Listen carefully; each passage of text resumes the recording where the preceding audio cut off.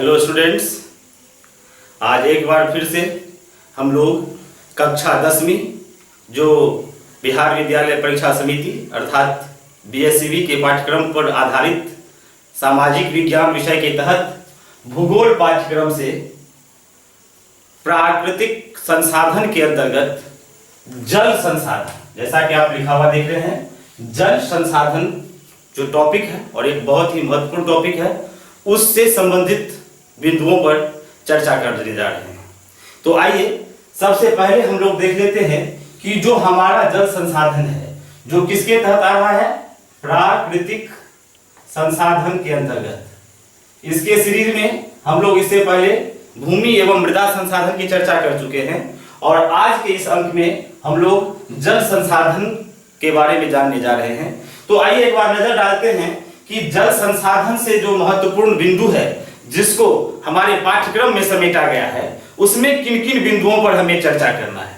तो सबसे पहले आइए हम लोग जानने का प्रयास करते हैं कि जल संसाधन क्या है। ये बहुत ही महत्वपूर्ण है किसी भी चीज के बारे में जानना। जैसा कि हम लोग जान रहे हैं कि आज हमें किस पर डिस्कस करना है, जल संसाधन पर, वाटर रिसोर्स पर। तो सबसे पहले हम लोग जानने का प्रयास करते हैं कि जल संसाधन क्या है। फिर हम लोग जानने का प्रयास करेंगे जल संसाधन के स्रोत, कि ये जो जल संसाधन है ये कहां से प्राप्त हो रहा है। स्रोत क्या होता है, जहां से उसकी प्राप्ति होती है वो उसका क्या कहलाता है, स्रोत कहलाता है। तो जल संसाधन के स्रोत कहां है। फिर हम लोग इसी कड़ी में जुड़ा हुआ देख रहे हैं कि बहुउद्देशीय परियोजना क्या है। ऐसी परियोजना जो बहुत सारे उद्देश्यों को लेकर एक साथ चलते हैं वो क्या कहलाता है, बहुउद्देशीय परियोजना। तो इस पर भी हम लोग विस्तार से चर्चा करेंगे और अगले पॉइंट पर हम लोग जल संकट के बारे में चर्चा करेंगे। फिर हम लोग नर्मदा बचाओ आंदोलन, जो इस चैप्टर का बहुत ही महत्वपूर्ण प्रश्न है, ये VVI प्रश्न के अंतर्गत आता है, इसको जरूर हम लोगों को जानने का प्रयास करना चाहिए। तो हम लोग नर्मदा बचाओ आंदोलन के बारे में जानेंगे। फिर जल से संबंधित विवाद जो है वो भारत है, तो भारत में विभिन्न राज्य हैं, दो राज्यों के बीच होता है। कभी कभी जल विवाद जो है दो देशों के बीच होता है, जैसे सिंधु जल विवाद बहुत ही फेमस रहा है जो भारत और पाकिस्तान के लिए होता है। तो इसमें हम लोग अंतरराष्ट्रीय जल विवाद जब दो देशों के बीच होता है उसके जानने का प्रयास करेंगे। फिर अंतरराज्यीय जल विवाद जो दो राज्यों के बीच में होता है, जैसे हमारे भारत में कर्नाटक और तमिलनाडु में कावेरी जल विवाद बहुत फेमस है, तो इस यहाँ उसको जानने का प्रयास करेंगे। फिर जल संरक्षण एवं प्रबंधन, कि जल जो है वो बहुत ही जरूरी और बेहद आवश्यक संसाधन है, तो इसका संरक्षण कैसे करेंगे और उसके प्रबंधन की चर्चा करेंगे। फिर हम लोग आखिर में जो भारतीय नदियां हैं उस नदियों के प्रदूषण होने का क्या कारण है और उसको कैसे दूर किया जाए।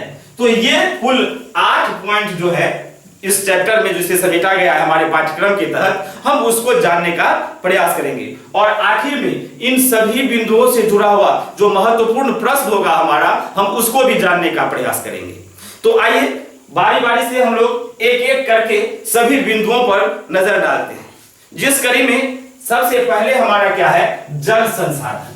सबसे पहले हमारा क्या है, जल संसाधन को हम जानने का प्रयास करते हैं। जल और संसाधन, हम लोग उस संसाधन को पहले से जान रहे हैं कि वो क्या करता है, हमारे आवश्यकताओं की पूर्ति करता है और उस आवश्यकता की पूर्ति करने में आज जिसका क्रम है वो क्या है, जल, जिसे हम लोग किसके नाम से जानते हैं, वाटर।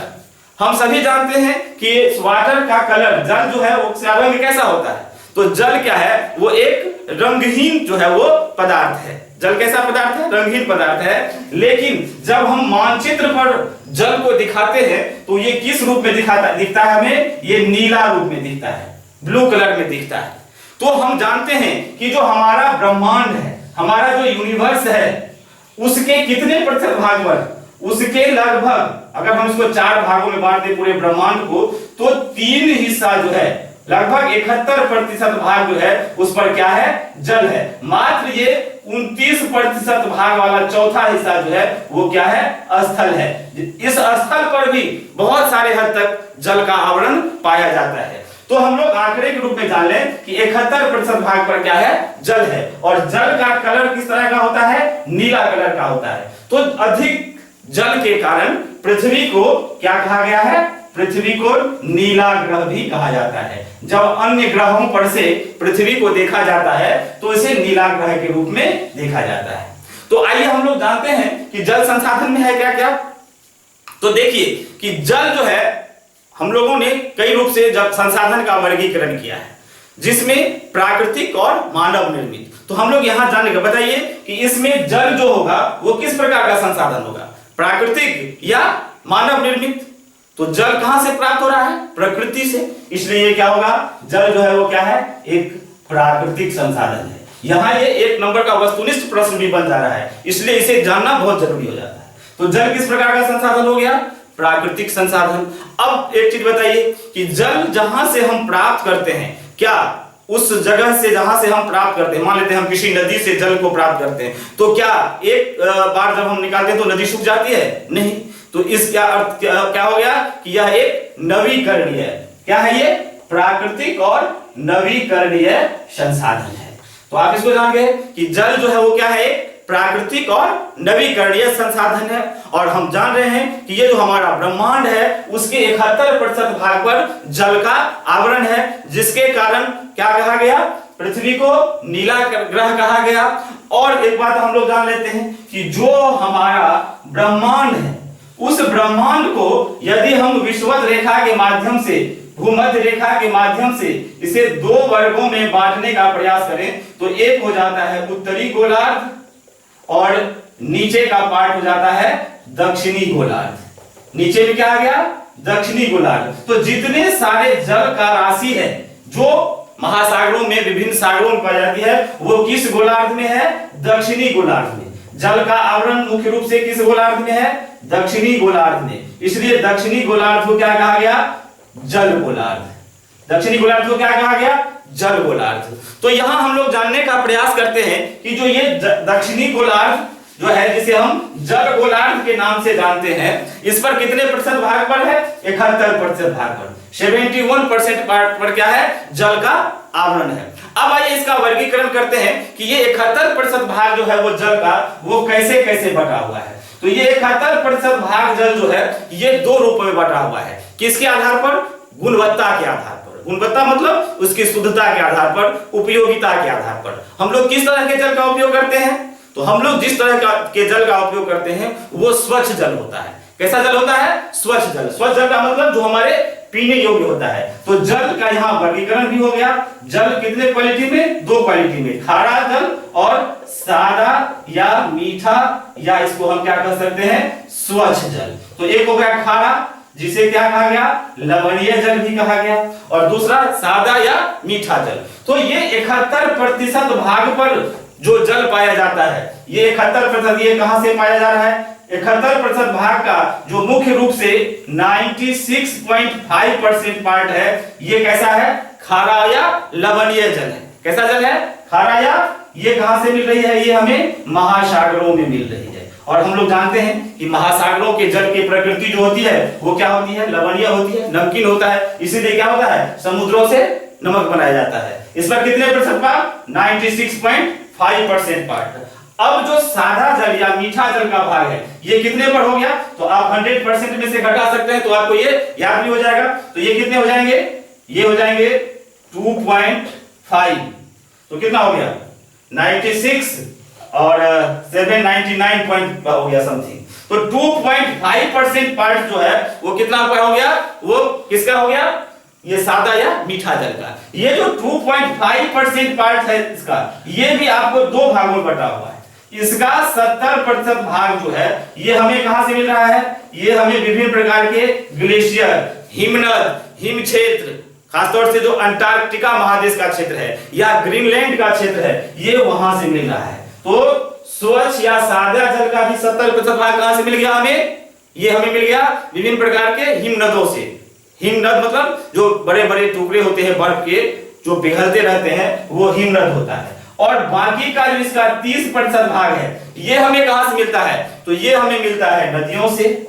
ये हमें कहां से मिल गया, नदियों से, तालाबों से, झील, झरना, तलैया से, इत्यादि जगहों से मिलता है। और इसी का कुछ पार्ट जो हमें भूमिगत जल के रूप में भी मिलता है। तो हमने देखा कि सादा या मीठा जल जो है वो कहां से मिल रहा है, ये ग्लेशियर से और नदियों, झील, तालाबों से, जिसका हम लोग विभिन्न रूपों में इस्तेमाल या उपयोग करते हैं। अब आइए जो उपलब्धता है जल की जो उपलब्धता है, हम लोग जानते हैं कि भारत में विश्व के जनसंख्या का कितना प्रतिशत भाग रह रहा है? 17.5% भाग रह रहा है। और यहां जो जल की उपलब्धता है वो विश्व के कुल जल की उपलब्धता का कितना प्रतिशत भाग? 4% भाग। विश्व की जनसंख्या कितने रह रही है भारत में? यदि 100 लोग विश्व में रह रहे हैं तो 17.5 मान के चलिए कि 18 लोग जो है वो भारत में रह रहे हैं। और जल जो है विश्व में अगर 100 भाग है तो 4 भाग सिर्फ कहां है? भारत में पाया जाता है।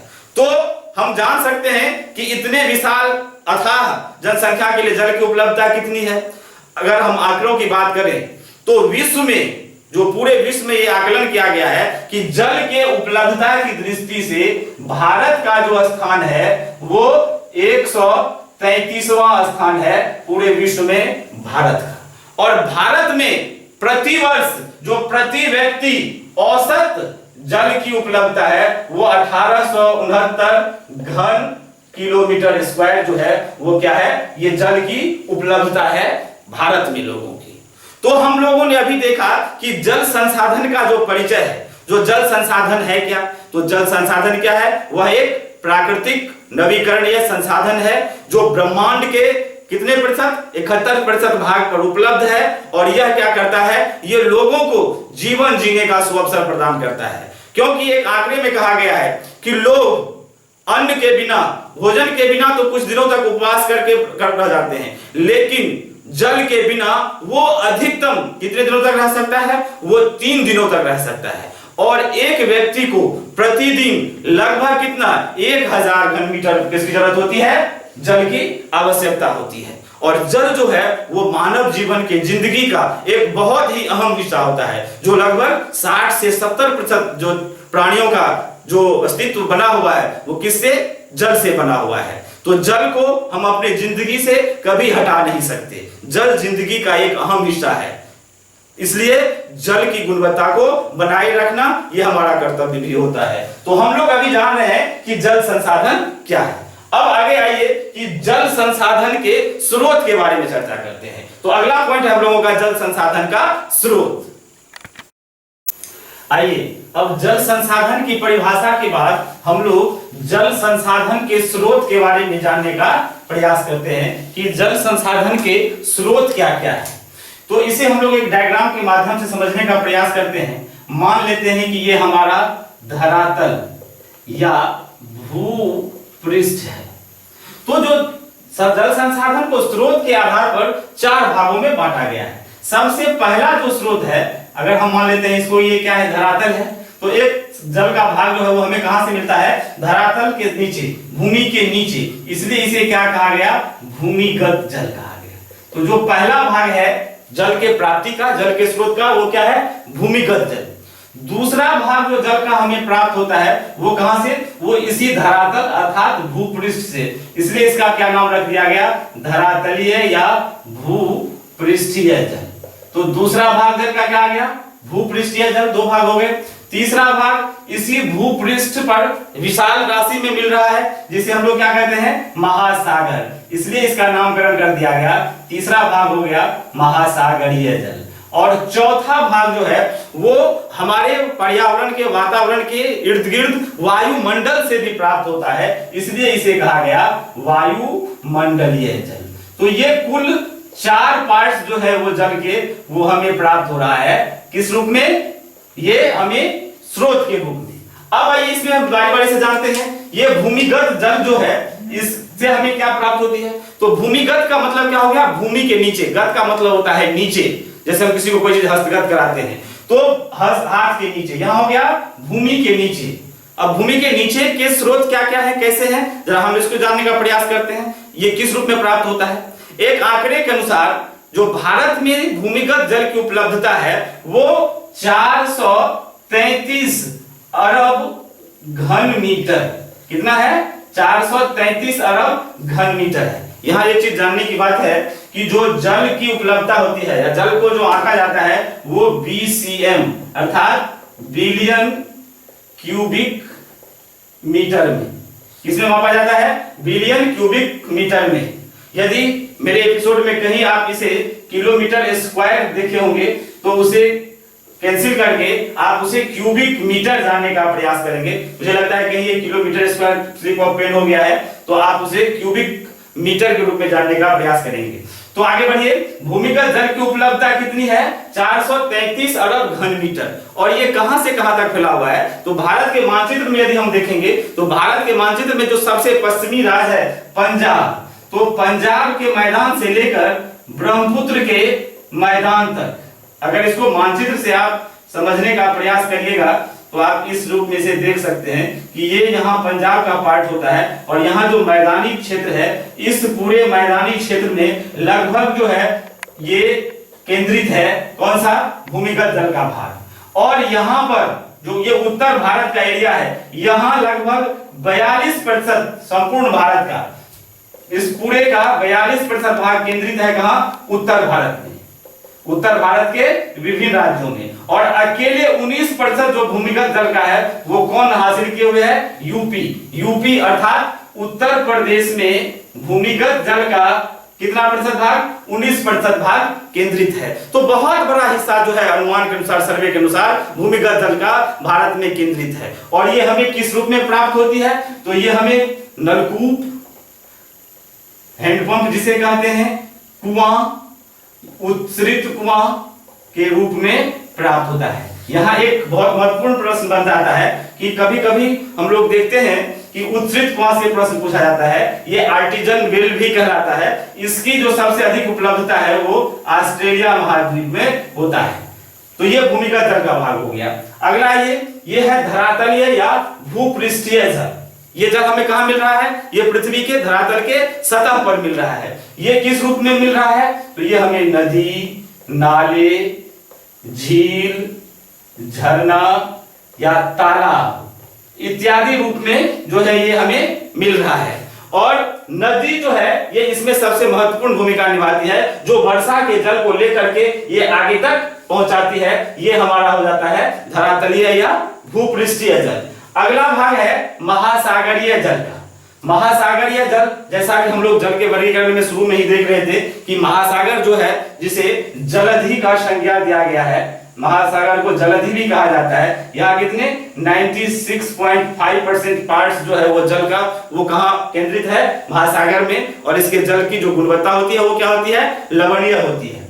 अब इसके बाद का जो भाग है वो किसका है? वायुमंडलीय जल का। ये वायुमंडल भी हमें विभिन्न रूपों में जल क्या करती है? प्रदान करती है। इसलिए वायुमंडल भी जल का एक बड़ा सा स्रोत होता है। तो यहाँ पर जो सबसे महत्वपूर्ण होता है वो क्या है? वो है वर्षा। वायुमंडल के द्वारा जो जल की प्राप्ति होती है वो मुख्य रूप से किस रूप में? वर्षा के रूप में। वर्षा के बाद जो है ये हमें हिम, कभी कभी तुषार, कभी कभी ओला, ठीक है, अब कभी कभी स्नोइंग जो हम बर्फबारी कहते हैं, इस रूप में भी। तो ये इसके विभिन्न रूप हैं जल के, जो हमें किसके माध्यम से?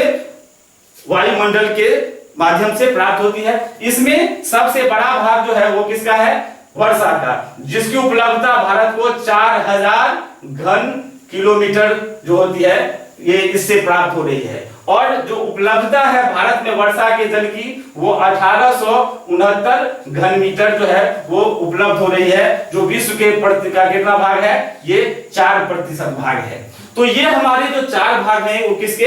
ये हमारे जो जल है, जल संसाधन के स्रोत के। कई जगहों पर आप जल संसाधन का जो वर्गीकरण है उसके 3 भाग भी देखते हैं, जो इसी से जुड़ा हुआ आ जाता है। उसमें 3 भाग है। एक भाग है सागरीय स्रोत, एक भाग है स्थलीय स्रोत और एक भाग है भूमिगत स्रोत।